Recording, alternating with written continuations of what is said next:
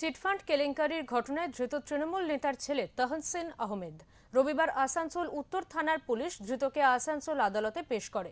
প্রসঙ্গত, আসানসোলে প্রায় ৩৫০ কোটি টাকা আর্থিক প্রতারণার অভিযোগে তৃণমূল নেতার ছেলে তহসিন আহমেদের বিরুদ্ধে শনিবার রাতে আসানসোলের ১৯ নম্বর জাতীয় সড়কের চন্দ্রচূড় মোড় থেকে তাকে গ্রেফতার করে আসানসোল উত্তর থানার পুলিশ। তহসিন আহমেদ গ্রেফতারির পর বিজেপি নেত্রী অগ্নিমিত্রা পাল বলেন, এই ৩৫০ কোটি টাকা প্রতারিতদের হাতে ফিরিয়ে দিতে হবে, নইলে বিজেপি প্রতিটা থানা ঘেরাও করবে।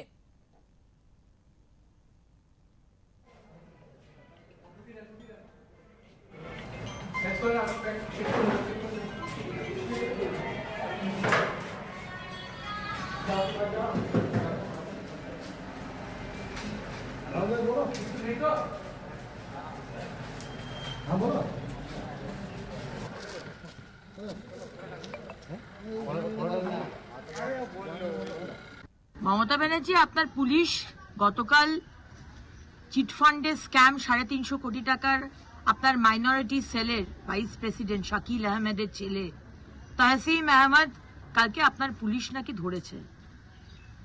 এখন ধরলে মানুষকে ঠান্ডা করতে চাইছেন, মানুষের যে রোষ। ৫ বছর ধরে যে চুরি করলো ৩৫০ কোটি টাকা, আপনার মলয় ঘটক, আপনার বিধান উপাধ্যায়, আপনার নরেন চক্রবর্তী, আপনার এখানকার যে পুলিশের সিপি, কেউ জানতো না? মানুষকে বোকা বানাবার আবার চেষ্টা করছেন যে এখন মানুষ যে রেগে আছে, ক্ষোভে ফুঁসছে, তাদেরকে ঠান্ডা করার জন্য তাকে ধরে দেখানো আমরা পার্টি থেকে বহিষ্কার করে দিয়েছি, আমরা পুলিশকে দিয়ে ধরিয়েছি, আমরা আজকে কোর্টে প্রডিউস করছি। তাতে আমাদের কি? পাই পাই পয়সা যাদের চুরি করেছে টাকা ৩৫০ কোটি টাকা আমার আসানসোলের মানুষের, আর তার বেশিরভাগটাই হচ্ছে আমার মুসলমান ভাই বোনেরা, তাদের টাকাটা কিন্তু ফেরত দিতে হবে। আপনার পুলিশ ধরলো কি কোর্টে প্রডিউস করলো কি সাজা হলো আমার দেখার দরকার নেই।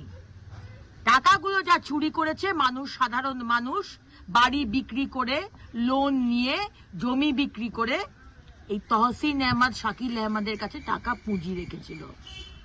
আপনি জানতেন না, এটা আসানসোলের মানুষ বিশ্বাস করে না। সারদা আপনি জানতেন না, আমরা বিশ্বাস করি না। রোজভ্যালি আপনি জানতেন না, এটা বাংলার মানুষ বিশ্বাস করে না।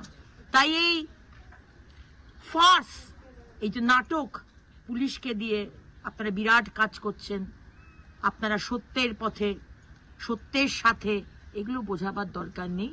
পাই পাই পয়সা ফেরত দিতে হবে, যদি না দেন তাহলে ভারতীয় জনতা পার্টি আমরা প্রতিটা থানা ঘেরাও করব। এটা আপনি জেনে রাখুন।